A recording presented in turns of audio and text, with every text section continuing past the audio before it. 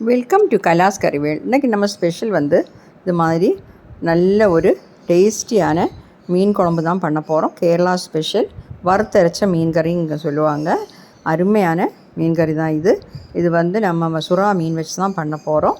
அது எப்படி பண்ணுறதுங்கிறது பார்க்கலாம் வாங்க. அப்போது நாம் இன்றைக்கி பண்ணக்கூடிய அந்த சுறா மீன் வச்சு ஒரு வறுத்தரைச்ச மீன் கறி, கேரளாவில் அப்படி சொல்லுவாங்க. இந்த கேரளா ஸ்டைலில் தான் பண்ண போகிறேன். அதாவது வறுத்தரைச்ச மீன் கறின்னு சொல்லுவாங்க. அதுக்கு வந்து 1/2 கிலோ அந்த ஷார்க் ஃபிஷ், அது வந்து 1/2 கிலோ எடுத்துருக்கிறேன். சுறா மீன் நல்ல நீட்டாக வாஷ் பண்ணி இந்த மாதிரி பீசஸ் ஆக்கி வச்சுருக்கிறேன். இப்போ வந்து நாம் தேங்காய் வறுத்தரைச்சி தான் பண்ண போகிறோம். இப்போ அதுக்காக நான் வந்து பாருங்கள், ஒரு சின்ன பீஸ் இஞ்சி வந்து இந்த மாதிரி இடித்து வச்சுருக்கிறேன். ஒரு குட்டி பீஸ் தான், நான் நிறைய தேவையில்லை. இதுக்கு நிறைய எல்லாம் போடக்கூடாது. போட்டால் இதோட எல்லாம் இந்த டேஸ்ட்டு தான் முந்தி நிற்கும், நல்லா இருக்காது. ஒரு 4 சின்ன பல் பூண்டு, உங்களுக்கு பெருசுன்னா நீங்கள் 2 1 சேர்த்தாலும் போதும். ஒரு பச்சை மிளகா, ஒரு 4 சின்ன வெங்காயத்தை இந்த மாதிரி இடித்து வச்சுருக்கிறேன். இதெல்லாம் நம்ம வதக்கி தான் சேர்க்கணும். இப்போ முதல்ல நம்ம வந்து தேங்காவை வறுத்தரலாம். அதுக்காக நான் வந்து 1 கப்பு துருவின தேங்காய் ஒரு வானலியில் சேர்த்துருக்கிறேன். ஒரு 4 சின்ன வெங்காயம் சேர்த்துக்கோங்க. அப்புறம் வந்து கொஞ்சம் கருவேப்பிலை சேர்த்துடலாம். இது கூட வந்து நம்ம 1 டீஸ்பூன் பெப்பர், மிளகு 1 டீஸ்பூன் சேர்த்துக்கலாம். இது எல்லாமா மிக்ஸ் பண்ணிவிட்டு நல்லா நீட்டாக வறுத்து எடுத்துடலாம். இப்போ நான் வந்து கேஸ் ஆன் பண்ணுறேன். இதை வந்து நம்ம கோல்டன் ப்ரௌனாக வறுத்துடலாம். தீஞ்சு போகக்கூடாது. மீடியத்துக்கும் லோக்கி இடையில வச்சு இந்த தேங்காவை நல்லா வறுத்து எடுத்துடலாம். இப்போ இதில் வந்து ஒரு 1/2 டீஸ்பூன் எண்ணெயும் சேர்த்துக்கலாம். இதுக்கு எண்ணெய் விட்டு வறுக்கணும்னு தேவையில்லை, ஏன்னா அந்த தேங்காயில் உள்ள இதுலேயே வறந்து கிடச்சிடும். நம்ம வந்து இப்போ ஒரு 1/2 டீஸ்பூன் தேங்காய் எண்ணெய் தான் சேர்த்தேன். வறுத்து எடுத்துடலாம். பாருங்க, நம்ம தேங்காய் வந்து நல்லா சுவக்க வறுத்துருக்கோம்.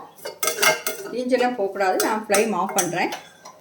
ஆஃப் பண்ணதுக்கப்புறம் நாம் வந்து இதில் கொஞ்சம் மஞ்சத்தூள், இந்த மிளகாய்த்தூள்லாம் சேர்க்கலாம். ஒரு 1/4 டீஸ்பூன் மஞ்சத்தூள். அப்புறம் வந்து காஷ்மீரி சில்லி பவுடர் தான் நான் சேர்க்குறேன். நான் வந்து ஒரு 3 டீஸ்பூன் சேர்க்குறேன். பெப்பர் வேறு இதில் போட்டிருக்கோம்.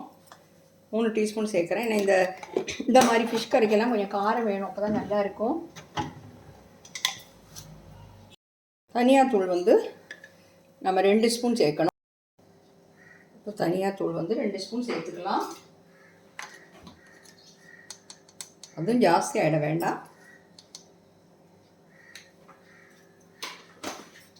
இப்போ நாம் வந்து ஃப்ளைம் ஆன் பண்ணிடலாம்.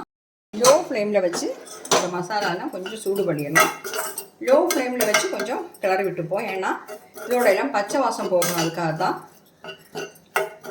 எப்போவுமே தேங்காய்னாலும் சரி, இந்த மசாலா எல்லாமே தீஞ்சு போகக்கூடாது. போனால் கறியோட டேஸ்ட்டே மாறிடும். கொஞ்சமாக இந்த பொடியெல்லாம் நம்ம சூடு பண்ணால் போதும். 1 நிமிஷம் லோ ஃப்ளேமில் வச்சுருந்தா போதும்.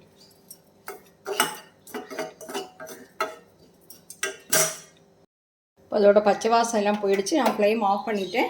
நல்லா ஆறுனதுக்கப்புறம் நம்ம மிக்ஸி ஜாரில் போட்டு நல்லா அரைச்சி எடுத்துடலாம்.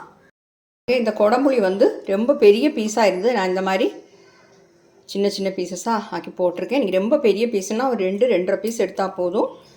அதை வந்து இந்த மாதிரி பிச்சு போட்டிருக்கேன். இது வந்து 1 கப் தண்ணியில் ஊற வச்சுருக்கிறேன். உங்களுக்கு வந்து இந்த குடம்புளி விருப்பம் இருந்தால் நீங்கள் சேர்த்தா போதும். இல்லைன்னா சாதாரணமாக நம்ம வந்து குழம்பு வைக்கக்கூடிய புளியே சேர்த்துக்கலாம். ஒன்றும் பிரச்சனை இல்லை. இதுதான் வேணும்னு கிடையாது. அதே மாதிரி இந்த நான் இப்போ வைக்கக்கூடிய மெத்தடில் உங்களுக்கு எந்த மீன் வேணாலும் பண்ணலாம். சுறா மீன் தான் வேணும்னு கிடையாது. ஓகே, நான் இப்போ வறுத்த தேங்காவை ஒரு மிக்ஸி ஜாரில் போட்டிருக்கிறேன். நல்லா அரைச்சி எடுத்துடலாம். இது நீங்கள் நான் எப்பவும் சொல்கிற மாதிரி தான் சொல்கிறேன். இந்த தேங்காய் வந்து ஈவனாக இப்படி இந்த மாதிரி வறந்து கிடைக்கணும்னா நீங்கள் வந்து ஒரு சுற்று மிக்சியில் போட்டு சுற்றி எடுத்துக்கோங்க. அப்போ வந்து ஈவனாக கிடைக்கும். வறுக்கிறதும் வந்து சீக்கிரமாக வறந்து கிடச்சிடும். ரொம்ப டைமெல்லாம் ஆகாது. ஓகே, நல்லா அரைச்சிட்டு வந்துடுறேன். கொஞ்சம் தண்ணி விட்டு நல்ல ஃபைன் பேஸ்ட்டாக அரைச்சிடலாம். பாருங்கள், நல்ல ஃபைனாக அரைச்சி எடுத்துட்டேன். பாருங்கள், அதுக்காக ஒரு சட்டி சூடு பண்ண வச்சுருக்கிறேன். 2 டேபிள் ஸ்பூன் தேங்காய் எண்ணெய் சேர்த்துக்கலாம். தேங்காய் எண்ணெய் தான் நல்லாயிருக்கும் இந்த மாதிரி ரெசிபிக்கு எல்லாமே. எண்ணெய் வந்து சூடாகட்டும். எண்ணெய் வந்து சூடாகிட்டுருக்கு. இதில் வந்து ஒரு 1/2 டீஸ்பூன் கடுகு சேர்த்துக்கலாம். அப்புறம் வந்து வெந்தயம் சேர்க்கணும். வெந்தயம் வந்து ஒரு 2 பிஞ்சு தான் சேர்க்கணும், நிறைய சேர்க்கக்கூடாது. பாருங்கள், 2 பிஞ்சு தான் சேர்க்கணும்.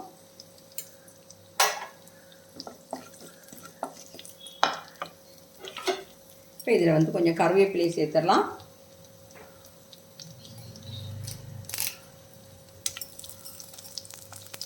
வெந்தயம் வந்து சின்னதாக கலர் மாறட்டும்.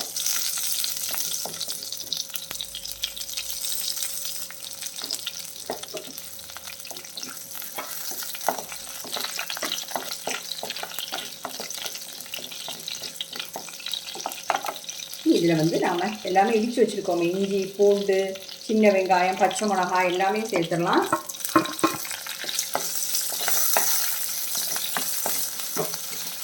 சேர்த்துட்டு நல்லா வதக்கிடலாம்.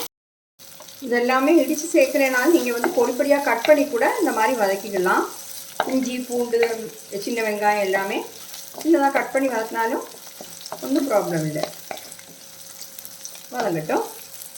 இஞ்சி, பூண்டு எல்லாமே நல்லா வதங்கிடுச்சு. இப்போ வந்து நம்ம இந்த குடம்புளி ஊற வச்சுருக்கோம், அந்த தண்ணியோடு சேர்த்துடலாம். ஒரு கப் தண்ணி தான்.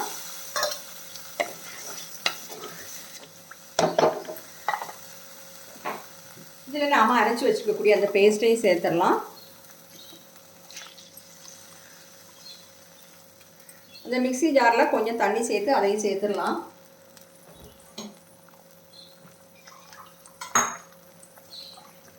பாருங்கள், ஒரு அரை கப்பு தண்ணி நான் இதில் சேர்த்துருக்குறேன்.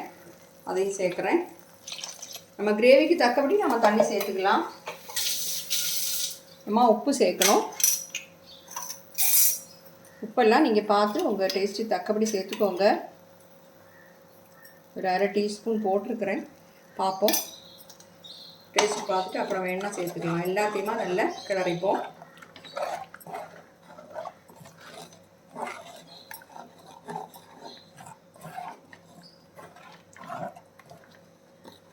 இப்போ வந்து நம்ம இதில் 1.5 கப் தண்ணி தான் சேர்த்துருக்குறோம். ஒரு அரை கப் கூட சேர்த்துடலாம். ஆனால் நல்லா கொதிக்கணும். கொதித்து நம்ம அரை கப் சேர்க்கலை, ஒரு 1/4 கப் கூட சேர்த்துருக்குறேன். நம்ம குடம்புளி போட்டு வச்சுருந்த தண்ணியும் அதுக்கப்புறம் ஒரு 3/4 கப்பு தண்ணியும் சேர்த்துருக்குறேன். இப்போ வந்து சால்ட்டு செக் பண்ணிடலாம்.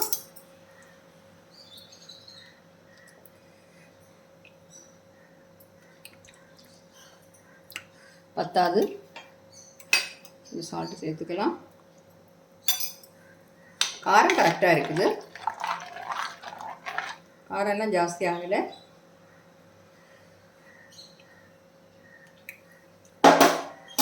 போதும், கொதிக்கட்டும். நல்லா கொதிக்கும் போது இடையில அசைச்சி வச்சு கொடுத்துக்குங்க. இப்படி அசைச்சி வச்சிடலாம். அப்போ வந்து நம்ம பீஸ் எல்லாம் உடஞ்சி போகாது. அதுதான் இப்படி பண்ணுறது.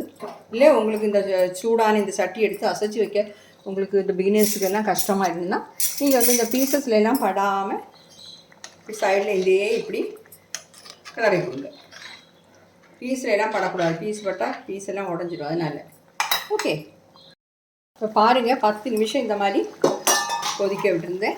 நம்ம ஃபிஷ்ஷெல்லாம் நல்லா வெந்துடுச்சு. பார்த்திங்களா, கிரேவி எல்லாமே நல்லா திக்காக இருக்குது. இன்னும் நாம் இந்த சட்டியில் வச்சுருக்கும்போது திருப்பி இன்னும் கொஞ்சம் திக்காகும். பாருங்கள், திக்கான கிரேவி தான் கிடச்சிருக்கு. ஆனால் இனியும் இது திக்காக சான்ஸ் இருக்குது. நான் ஃப்ளைம் ஆஃப் பண்ணுறேன். ஃப்ளைம் ஆஃப் பண்ணிவிட்டு கொஞ்சம் கருவேப்பிலையை சேர்த்துடலாம். இப்போ இந்த மாதிரி நீங்கள் சுறா மீன் வாங்கினீங்கன்னா இந்த மாதிரி கட்டாயம் ட்ரை பண்ணி பாருங்கள்.